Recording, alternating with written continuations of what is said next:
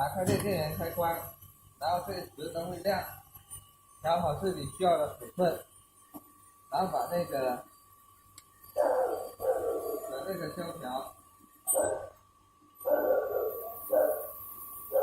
塞进去，把磁条调好磁条，调好磁条的尺寸，然后同时按下这两个，要同时啊，同时按下这两个，对，然后就切完了，这也不可以了。看一下这个角，这个拜拜，可以了。